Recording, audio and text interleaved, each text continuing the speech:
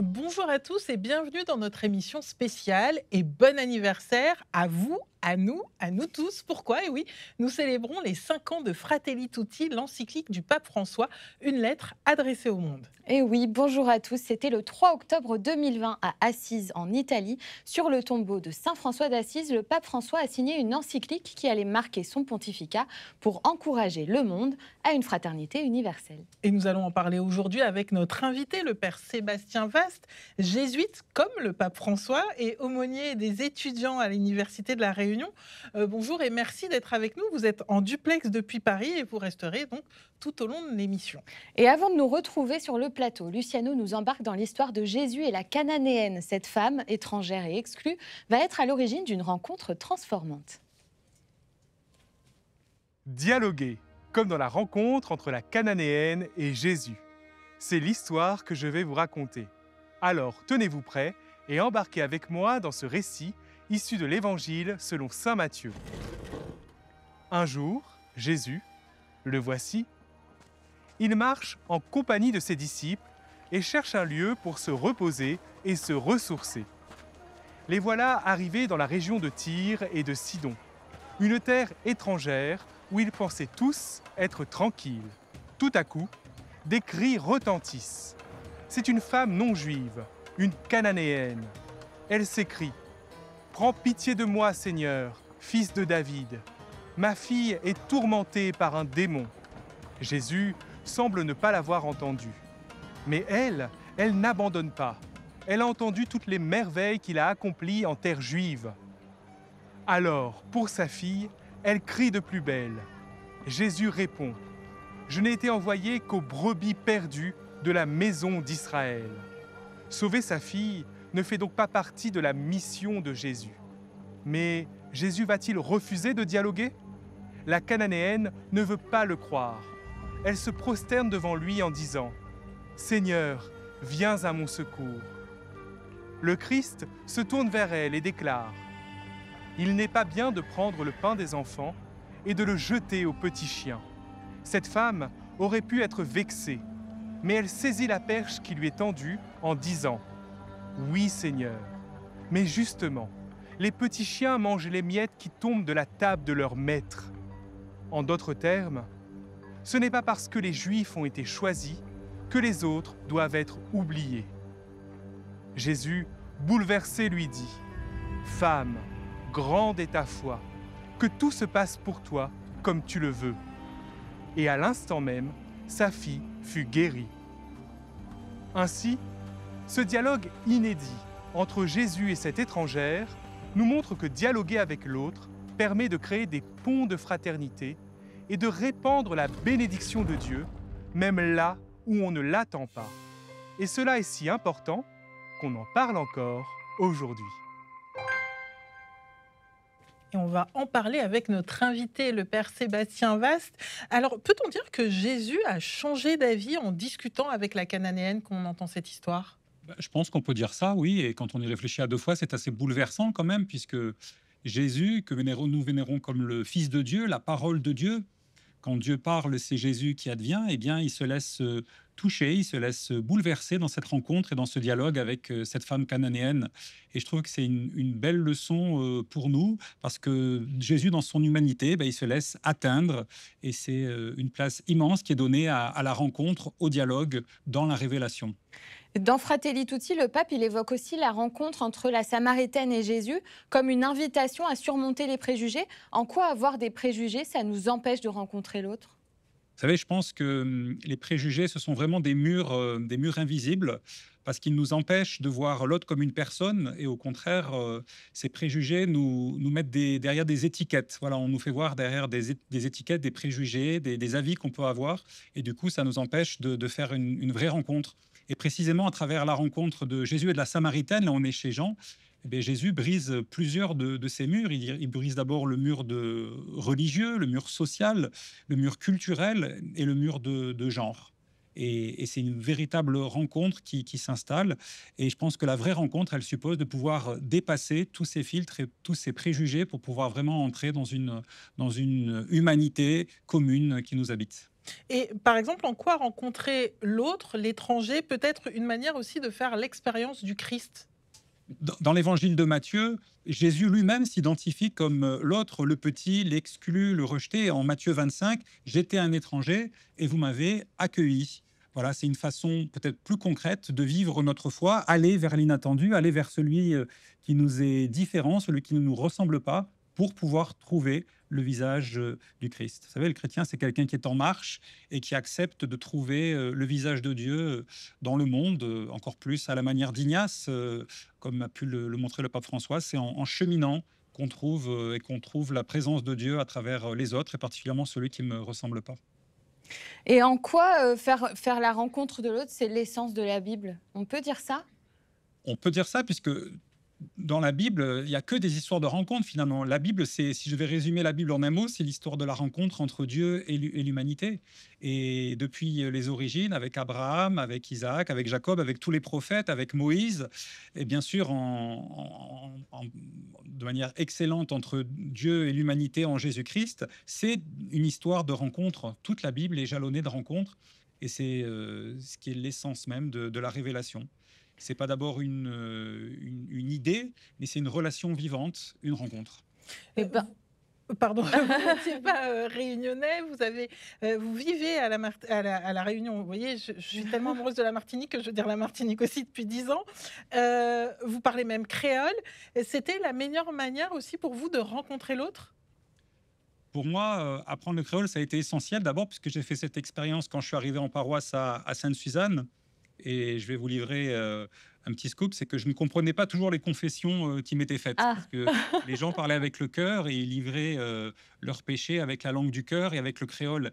Et c'est ça qui m'a inspiré de me dire, il faut quand même que je rentre dans la langue du cœur, pour pouvoir comprendre ces gens, pour pouvoir les rejoindre. Je veux te comprendre de l'extérieur, et si je veux te comprendre de l'intérieur et pas rester à l'extérieur, il faut que je me mette au créole. Voilà. Ça a été une manière pour moi d'entrer dans l'intimité du lien, et de dire que je ne suis pas juste de passage. Pour moi, c'était vraiment un acte d'amitié et de pouvoir rentrer encore une fois dans le cœur de la personne et de la Réunion, parce que c'est le cœur de la Réunion, c'est le créole. Et quand je veux rattraper un petit peu mon auditoire, quand je sens que l'assemblée s'endort ou qu'ils sont perdus, je dis un petit mot en créole et hop, c'est parti tout de suite. Ben voilà, justement, on va à la Réunion sur l'île. Le dialogue fraternel, il se fait aussi dans la rencontre entre réunionnais de religions différentes. Et nous avons eu des guides de choix. Des représentants de chaque religion nous racontent l'histoire d'un dialogue encore très présent aujourd'hui. Pessa, ça a une autre histoire un peu plus complexe qui est partagée par les trois religions. Hein. Est-ce que tu peux nous expliquer Alors la fête de Pessah, Oui, Pessah. comme j'ai dit, voilà, c'est la première fête du peuple hébreu, du peuple juif donnée par la Bible et par la Torah. Et le mot Pessah, ça veut dire sauter, passage. Ça veut dire, on célèbre donc le soir où le peuple juif est sorti d'Égypte, le peuple hébreu. Il y a eu la mort des... Ce matin, dans le studio radio de Frédéric Klein, un prêtre, un rabbin et un imam discutent de la Pâque juive. Eh bien, les musulmans aussi, ils jeûnent pour célébrer la délivrance de Moïse, donc Moussa, des griffes, il faut le dire, de Pharaon. Depuis plus d'un an, tous les mois, dans l'émission La Réunion des religions, chacun de ces prêcheurs vient donner aux auditeurs un regard plus profond sur son culte et ses traditions. En faisant rencontrer des gens de religions différentes et avoir un échange simple sur des pratiques et des idées qui existent dans les trois religions et montrer que malgré nos différences, à La Réunion, on a à vivre ensemble et il faut le garder. Pour les représentants de chacune de ces religions, ce moment d'échange est indispensable pour aller plus loin dans le dialogue fraternel déjà présent à La Réunion. Quand on connaît pas juste de l'extérieur, mais on connaît de l'intérieur, parce qu'on a échangé, on a discuté, ben ça crée automatiquement une union, une unité, une amitié, une fraternité. C'est vraiment aller vers l'union, cette union des cœurs, cette union des religions, cette union des peuples finalement, cette union de l'humanité tout simplement. Une union de l'humanité rappelée par l'encyclique Fratelli Tutti en 2020 et qui a encouragé le père Sébastien à participer à cette aventure. Comme le dit le pape François, quand on est vraiment ancré dans ses propres convictions, quand on les connaît mieux aussi finalement, ses propres convictions, sa propre foi, eh bien, on est beaucoup plus ouvert aussi aux autres, parce qu'on ne voit pas l'autre comme étant quelque chose qui va nous agresser, au contraire comme une source de richesse, de découverte. Et on peut découvrir aussi que dans chaque religion, notamment, il y a des semences de vérité et on peut aussi apprendre de l'autre, finalement. L'histoire d'un dialogue officiel entre les religions sur l'île est née en l'an 2000 avec le GDIR, groupement de dialogue interreligieux de La Réunion. Sa création est initiée par 3 hommes, le père jésuite Haroul Varaprasadam au centre, Idriss Issop Bagnan et monseigneur Gilbert Aubry, alors évêque de La Réunion. C'est le père jésuite Haroul Varaprasadam qui a donc pris l'initiative de départ de réunir quelques personnes de différentes traditions, des swamis, des imams, des prêtres, un pasteur ou même des membres de la tradition bahaï. Bon, on était déjà représentatif de toute la palette de spiritualité présente dans la société réunionnaise. À La Réunion, la couleur de la peau ne veut rien dire. Nous sommes tous des métis et des métisses culturels et culturellement universels avec une dimension spirituelle fondamentale. Mais cette dimension spirituelle se développe à travers divers filons religieux. Et à partir de ce moment-là, nous nous rencontrons. Et c'est comme ça que le groupe de dialogue interreligieux a démarré et continue à être un ferment d'unité pour l'ensemble de notre peuple. Le GDIR a pour objectif d'instaurer un dialogue spirituel serein et respectueux dans la clarté et la convivialité. Comme ce samedi pour cette table ronde en présence du mouvement spirituel Ensemble avec Marie, qui rassemble des chrétiens et des musulmans dans l'Hexagone. Les actions principales que nous menons chaque année, ce sont les ateliers spirituels. On appelle ça itinéraire spirituel. C'est un dialogue entre 2 religions différentes. Deuxième aspect, c'est notre religion. Nous allons prendre un filon religieux et aller en profondeur. Des rituels au symbolisme, à la philosophie. Et le dernier atelier, évidemment, c'est pour des échanges entre les 2 religions, à savoir trouver la transversalité, le point commun entre toutes ces religions. L'île de la Réunion a beaucoup à nous dire en métropole. Et cette convivialité au quotidien est tout à fait agréable et porteuse d'un témoignage fort qu'on peut vivre ensemble, qu'on peut être des frères, qu'on peut être des amis. Le pape François nous a quittés, mais son message de fraternité, si familier au peuple réunionnais, résonne toujours ici et certainement pour de nombreuses années encore. Alors, nous sommes toujours avec le Père Sébastien Vaste. Père Sébastien, vous vivez depuis 10 ans donc à La Réunion. À quoi sert un espace de dialogue comme le GDIR, le groupement de dialogue interreligieux de La Réunion? Je dirais que le GDIR permet que les religions ne soient pas, au pire, des blocs qui s'affrontent et au mieux des blocs qui s'ignorent, mais au contraire, que ce soit des partenaires. Voilà, quand les responsables religieux, on l'a vu, des imams, des prêtres, des rabbins se rencontrent, ils créent un espace de dialogue. Du coup, ils créent un climat de confiance, de paix dont on a tant besoin et de respect, d'action commune, ce qui est vraiment essentiel dans notre monde fracturé aujourd'hui et dans notre monde en recherche. On se rappelle d'images du pape François qui avait rencontré l'imam Ahmed El Tayeb à Rome. C'est une des rencontres qui lui a inspiré l'encyclique Fratelli Tutti. Pourquoi est-ce que c'est important que les responsables religieux s'engagent dans ce dialogue ? D'une part, parce que j'ai envie de dire, les responsables religieux, leur parole, elle a un certain poids. Quand le pape François parle, ça a du poids. Et je me souviens que quand ils se tiennent la main tous les deux avec l'imam, ça a quand même ouvert une voie qui est celle de la fraternité universelle. Et c'est une phrase, moi, qui me reste, s'il n'y en a qu'une qui me reste de Fratelli Tutti du pape François, c'est bien ça. Nous sommes tous frères, que nous le voulions ou non. On est sur la terre commune et on est tous frères. Et la main tendue, c'est une fraternité universelle. Et je trouve que ce geste inspire Fratelli Tutti et montre que la foi doit construire la paix. Et ce type de rencontre n'a pas commencé avec le pape François. Son saint patron, d'ailleurs, François d'Assise, avait lui-même rencontré un sultan. C'était au XIIIe siècle. Mais comment entre-t-on en dialogue justement avec l'autre? Quelles sont les bonnes conditions pour réussir à se parler et aussi à s'écouter? Je ne dirais pas qu'il y a de recette magique, mais je pense que ce qu'il faut, je le disais tout à l'heure au début, c'est qu'il faut accepter de reconnaître qu'on est en marche. Voilà, qu'on n'a pas une vérité qui serait dans une boîte dans le fond du jardin. Quand on l'aurait trouvé, ça y est, c'est fini, on dit j'ai mon trésor et je sais. Non, un chrétien, c'est quelqu'un qui est en marche. Et du coup, en étant en marche, Moi, le premier, on accepte régulièrement de se laisser décentrer. Voilà. On n'a jamais fini de mettre la main sur qui est Dieu, de pouvoir dire ça y est, je l'ai trouvé. Donc le décentrement, pour moi, c'est une des premières attitudes essentielles à avoir. Et puis, une qui va de pair avec le décentrement, c'est l'humilité. Voilà, l'humilité au sens de humus, je vais chercher la terre parce que je ne sais pas tout, je ne connais pas tout, et je ne suis pas là pour convaincre, mais vraiment pour essayer de comprendre. Et je pense qu'il faut un cœur désarmé, un cœur ouvert, un cœur qui est prêt au dialogue, capable d'écoute, et aussi, le pape François nous le rappelle, d'émerveillement. Est-ce que nous sommes encore capables de nous émerveiller de ce qu'il y a dans notre religion, mais aussi des semences de vérité, comme disait le Père Sébastien, qu'il y a dans d'autres religions, être capable de s'émerveiller de ce que font les autres, de voir comment le Seigneur est à l'œuvre aussi dans notre humanité de manière différente. Eh bien, il y en a en Outre-mer qui s'émerveillent justement de ce que font les autres. La rencontre fraternelle, elle ne se fait pas qu'entre des croyants de différentes religions. Dans nos territoires d'Outre-mer, beaucoup de cultures cohabitent. C'est le cas en Guyane notamment, où le fleuve Oyapock est une des frontières naturelles avec le Brésil. Comment le dialogue interculturel peut-il faire avancer tout un territoire? Réponse dans ce reportage.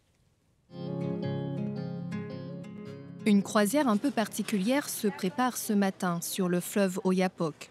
Des fidèles guyanais et brésiliens se réunissent chaque année pour la fête de Saint-Georges. Ils sont créoles, brésiliens, amérindiens ou encore hmong et ils prient en frères dans leurs langues respectives. Saint-Georges, guide-nous sur la route claire et belle.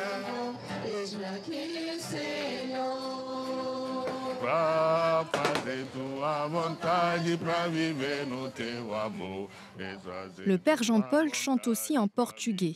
Il accompagne les paroisses de l'Oyapock depuis 2018 et il est à l'initiative de cet événement. Son but, créer un dialogue entre ces peuples qui se font face, mais qui se rencontrent si rarement. On est ensemble pour pouvoir montrer au monde que c'est possible de vivre ensemble. Seul, on peut aller, mais on serait fatigué, mais ensemble, on va loin et on peut être persévérant. Vous êtes bénie entre toutes les femmes, et Jésus. Le Père Jean-Paul compte bien préserver cette démarche de fraternité et il a trouvé son inspiration dans l'encyclique Fratelli Tutti. L'encyclique, ça fait un déclic pour nous tous. Le pape François est venu dans un monde où on voit que c'est la division, c'est la guerre, c'est le pouvoir. Donc il nous a marqué avec son encyclique pour dire que nos Fratelli Tutti, nous sommes tous des frères et sœurs. On a la même origine, donc pourquoi ne pas vivre ensemble? Après la procession fluviale, la statue est portée jusqu'à l'église Saint-Georges. Les fidèles guyanais et brésiliens assistent à la célébration en l'honneur de leur saint patron.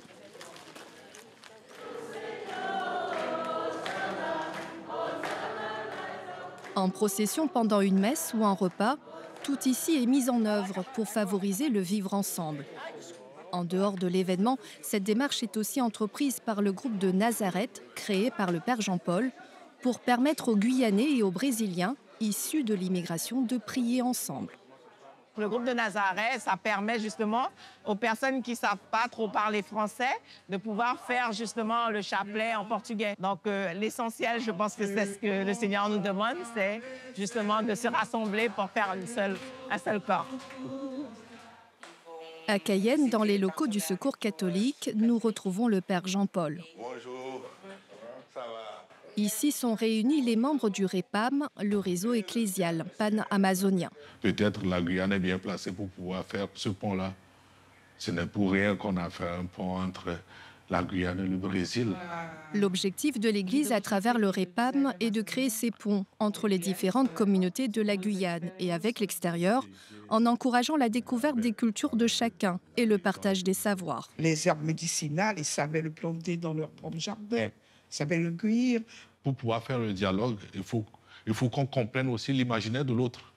Si tu ne comprends pas l'imaginaire de l'autre, difficilement tu peux faire le dialogue avec l'autre. Amérindiens, bushinangués, créoles ou brésiliens, plusieurs membres du REPAM se préparent à représenter la Guyane à la COP30 au Brésil pour échanger à l'international sur les changements climatiques dont souffre le territoire. Le fait que ces autochtones ils sortent d'ici, qu'ils aillent au Brésil, qu'ils rencontrent des Boliviens, des Péruviens, des Colombiens, tout ça, et ça les permet de renforcer leurs connaissances, de s'enrichir sur la valorisation de leur savoir-faire traditionnel, et eux voient ce qui est fait dans d'autres pays et des choses peut-être qu'on peut adapter en fait à notre réalité locale. Il faut rassembler, il faut essayer de fédérer, et malgré les différences, on essaye quand même d'avancer ensemble et c'est ça qui fait en fait la richesse de notre travail en fait. Après avoir été réunis pour cette journée de célébration, fidèles brésiliens et guyanais rentrent chez eux, heureux d'avoir partagé ce moment de communion et de fraternité. À travers ces initiatives, l'Église favorise un dialogue fraternel en Guyane qui fait figure d'exemple dans le bassin amazonien. Nous continuons à parler donc de fraternité avec notre invité, le père Sébastien Vasse. Alors, quand vous êtes arrivé à La Réunion, comment avez-vous été accueilli par les fidèles? Avec une grande chaleur, au sens propre, puisque je suis arrivé en décembre 2015 et le soleil y poique. Et la chaleur humaine aussi, bien sûr, j'ai été touché par l'accueil vraiment fraternel des Réunionnais qui m'ont tout de suite introduit à la culture et puis ils m'ont ouvert leurs portes et ça m'a beaucoup touché. Voilà. Et là, vous faites partie de cette unité réunionnaise. Comment on cultive cette unité-là au quotidien? En sachant, j'ai envie de dire, écouter, accueillir, faire confiance, ouvrir son cœur et puis se laisser rejoindre par l'autre.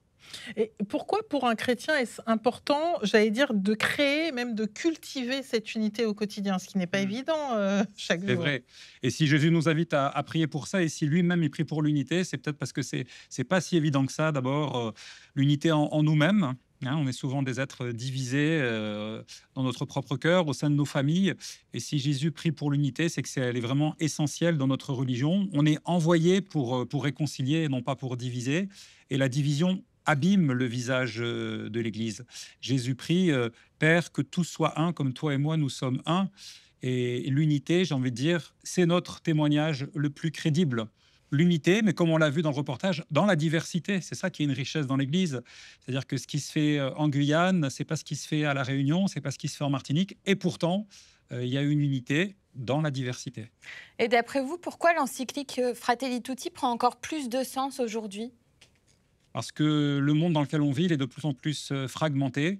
Et on se rend compte que Fratelli Tutti, ce n'est pas une utopie naïve, j'ai envie de dire, c'est vraiment une boussole, c'est vraiment la boussole concrète pour construire des ponts quand tout nous pousserait à ériger des murs entre nous. Fratelli Tutti, c'est cette boussole qui nous aide à construire des ponts entre les peuples.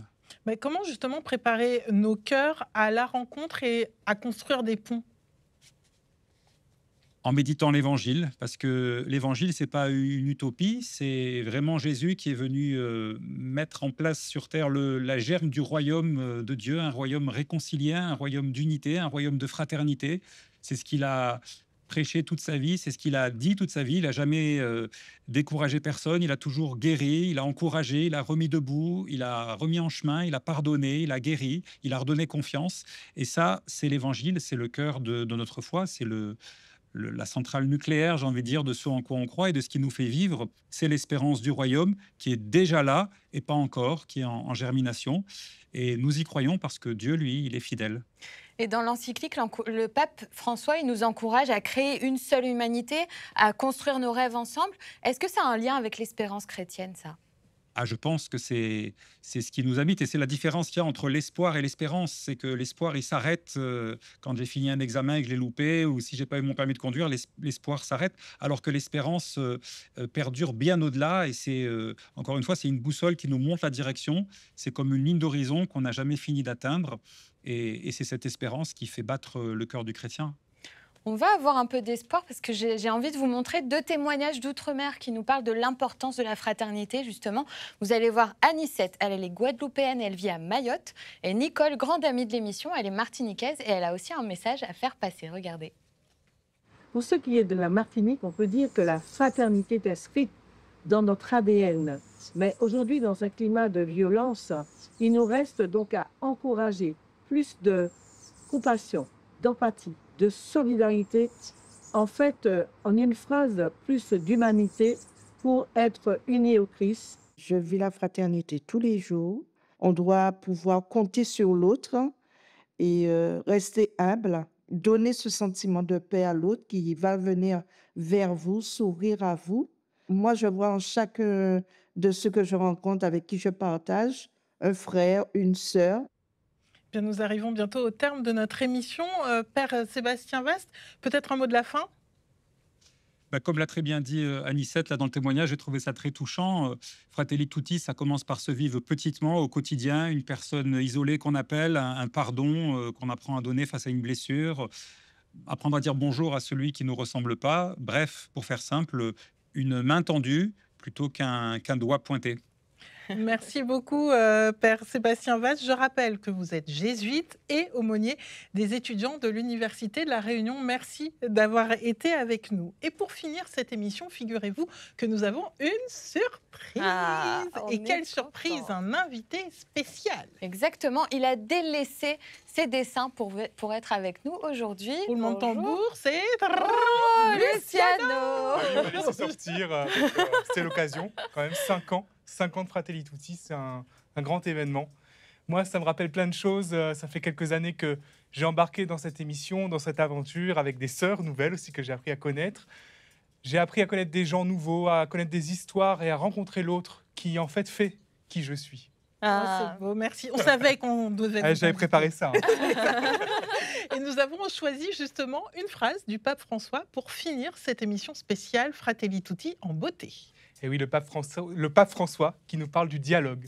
Le dialogue persévérant et courageux ne fait pas la une comme les désaccords et les conflits. Mais il aide discrètement le monde à mieux vivre. Beaucoup plus que nous ne pouvons l'imaginer. Merci de nous avoir suivis. N'hésitez pas à lire cette encyclique Fratelli Tutti. Et encore joyeux anniversaire à nous, joyeux anniversaire à vous. Et à la semaine prochaine, bien sûr.